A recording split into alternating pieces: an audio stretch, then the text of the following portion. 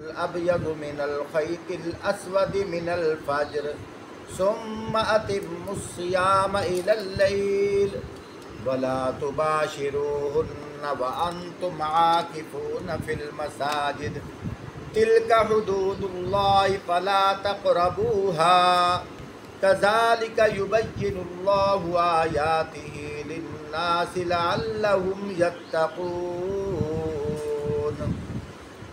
فرمایا تمہارے لیے رمضان کے روزوں کے زمانے میں راتوں کو اپنی بیویوں کے پاس جانا حلال کر دیا گیا ہے۔ وہ تمہارے لیے لباس ہیں اور تم ان کے لیے لباس ہو۔ اللہ کو معلوم ہے کہ تم لوگ چپکے اپنے آپ سے خیانت کر رہے تھے، مگر اللہ پاک نے تمہارے قصور معاف فرما دیے، تم سے درگزر فرمایا۔ اب تم اپنی بیویوں کے پاس رات گزار سکتے ہو، اور جو اللہ نے تمہارے لیے لکھ دیا ہے اسے حلال کر دیا ہے، اور راتوں کو کھا بھی سکتے ہو، پینا چاہو تو پی بھی سکتے ہو، یہاں تک کہ صبح کی سفید دھاری رات کی سیاہ دھاری سے الگ نظر آنے لگے۔ پھر روزہ رکھ کر رات کو پورا کرو۔ جب تم مسجدوں میں اعتکاف بیٹھو تو بیویوں سے مباشرت نہ کرنا، یہ اللہ کی حدود ہیں، ان کے قریب نہ جانا۔ اسی طرح اللہ اپنے احکام لوگوں کے لیے کھول کر بیان فرماتے ہیں۔ امید ہے کہ غلط رویے سے تم بچ جاؤ گے۔ اللہ اکبر۔ محترم سامعین، یہاں آپ نے رمضان کی راتوں میں اپنی بیویوں کے پاس جانے کا حکم سنا اور کھانے پینے کا حکم سنا۔ پھر اللہ پاک نے رمضان کی راتوں میں ان لوگوں کو اپنی بیویوں کے قریب جانے سے منع بھی فرما دیا۔ دوبارہ پھر تمہید کے طور پر بات کو کھولتا ہوں، پھر اور وضاحت کروں گا مختصر وقت کے اندر۔ اللہ پاک نے پہلی آیات کے اندر کیا فرمایا؟ احل لکم لیلۃ الصیام الرفث الی نسائکم۔ فرمایا رمضان کی راتوں میں ہم نے تمہارے لیے تمہاری بیوییں حلال کر دی ہیں، تم اپنی بیویوں کے قریب جا سکتے ہو، اور اگر کھانا چاہو پینا چاہو تم کھا پی بھی سکتے ہو، لیکن اس کا ایک وقت مقرر ہے۔ وہ وقت مقرر یہ ہے، فرمایا سیاہ دھاری اور سفید دھاری جب تک آپس میں جدا نہ ہو جائے۔ پھر فرمایا وہ سیاہ دھاری اور سفید دھاری وہ کیا ہے؟ فرمایا سیاہ دھاری سے مراد رات ہے، سفید دھاری سے مراد دن ہے، اور اس کا وقت من الفجر فجر تک ہے۔ پھر اللہ پاک نے کیا فرمایا؟ اللہ پاک نے فرمایا وَأَتِمُّوا الصِّيَامَ إِلَى اللَّيْلِ۔ فرمایا پھر جب تم روزہ رکھ لو ان روزے کو پورا کرو رات تک۔ کیا مطلب؟ شام تک۔ وَأَتِمُّوا الصِّيَامَ إِلَى اللَّيْلِ۔ بات کرنے کا مقصد یہ ہے، ابھی آپ نے سنا کہ اللہ پاک کیا فرماتے ہیں؟ رمضان کی راتوں میں اپنی بیویوں کے قریب جا سکتے ہو، رمضان کی راتوں میں اپنی بیویوں کے قریب جا سکتے ہو۔ یہ ساری باتیں ارشاد فرما کر پھر اللہ پاک نے کیا فرمایا؟ وَلَا تُبَاشِرُوهُنَّ وَأَنْتُمْ عَاكِفُونَ فِي الْمَسَاجِدِ۔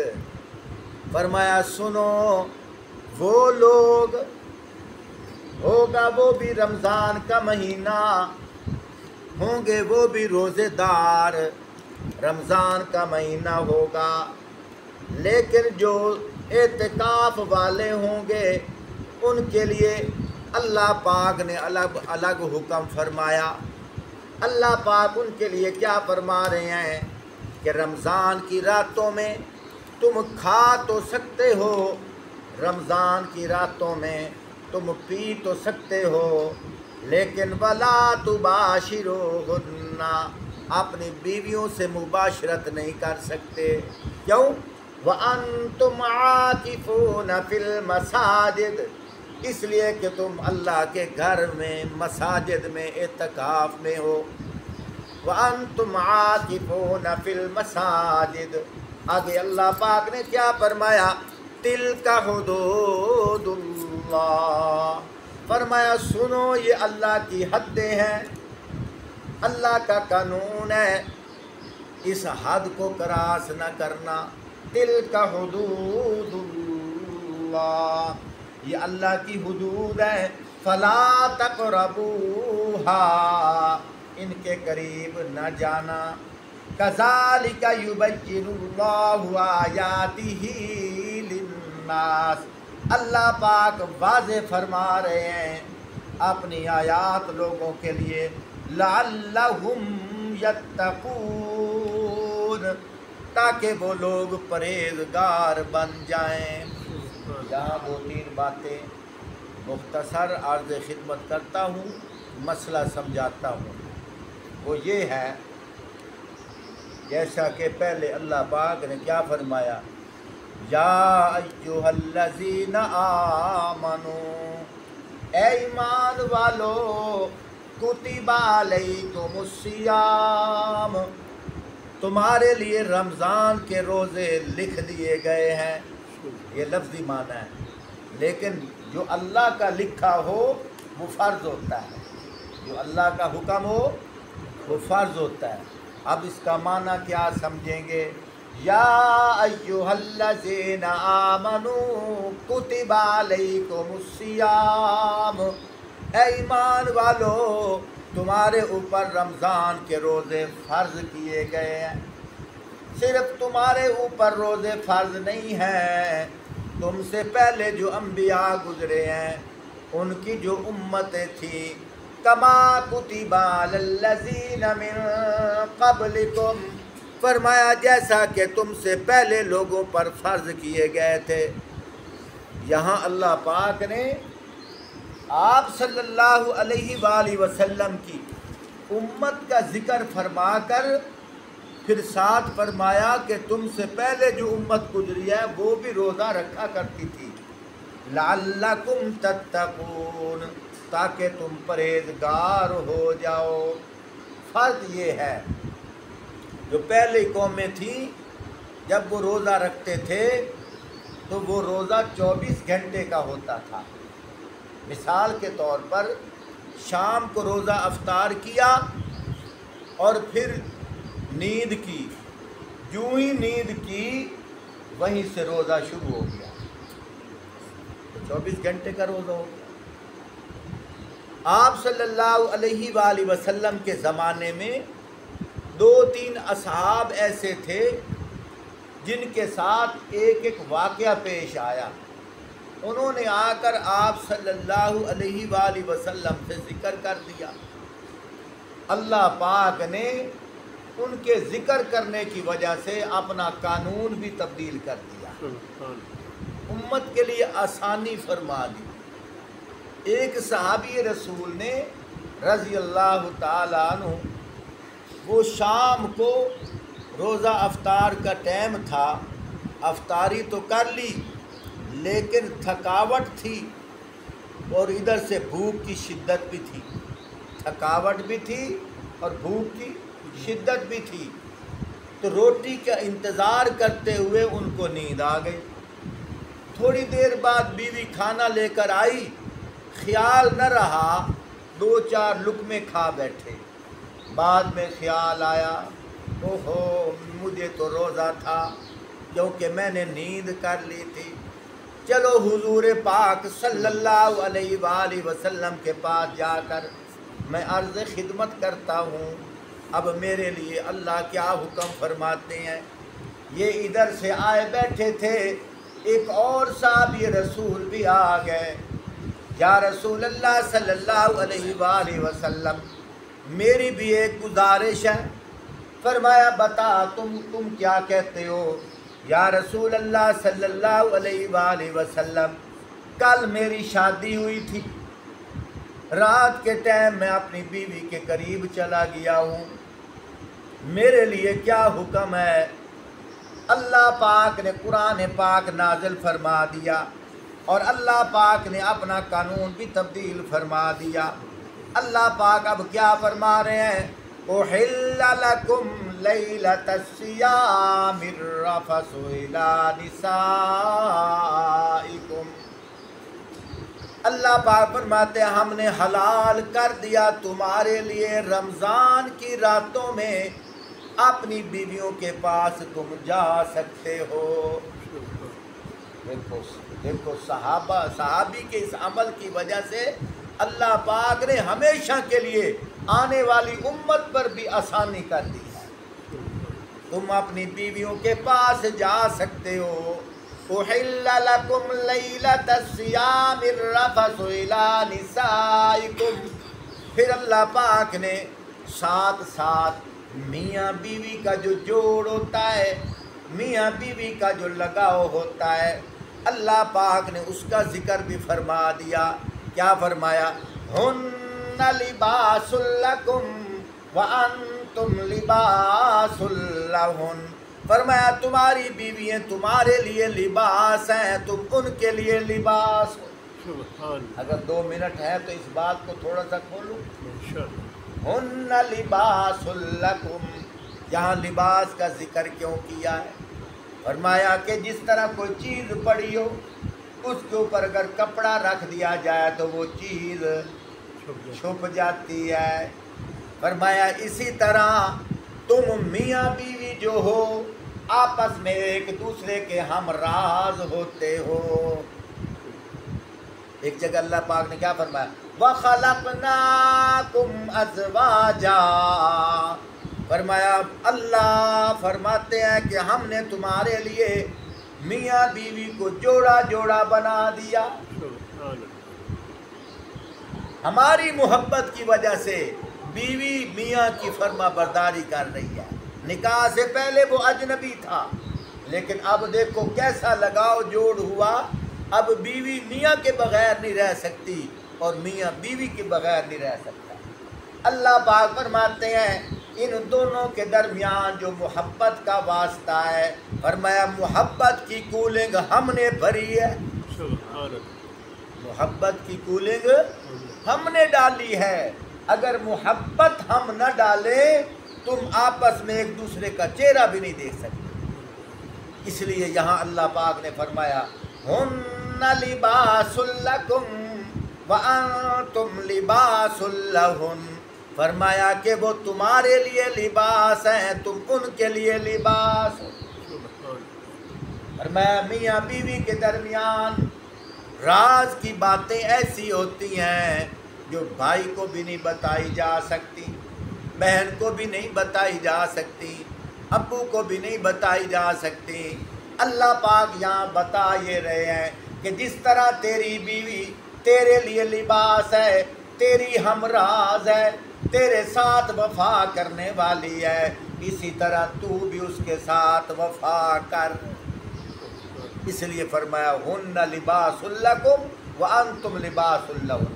پھر اللہ پاک نے رات والا جو معاملہ ہے اس کی وضاحت فرمائی ہے۔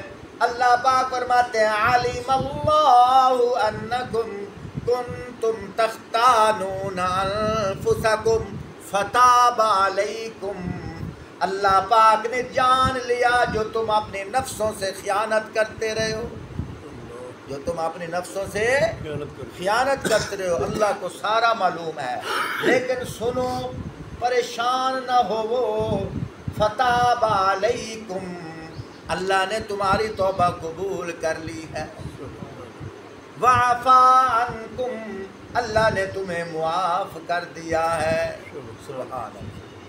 فتاب علیکم، اللہ نے تمہاری، اگر دوسرا معنی کیا جائے اللہ نے رجوع کر لیا ہے، اللہ نے تمہاری طرف رجوع کر لیا ہے۔ کس وجہ سے رجوع کیا ہے؟ اس وجہ سے رجوع کیا ہے کہ وعفا عنکم، کہ اللہ نے تمہیں معاف کر دیا ہے۔ اللہ نے تمہیں یہ کیوں کہا؟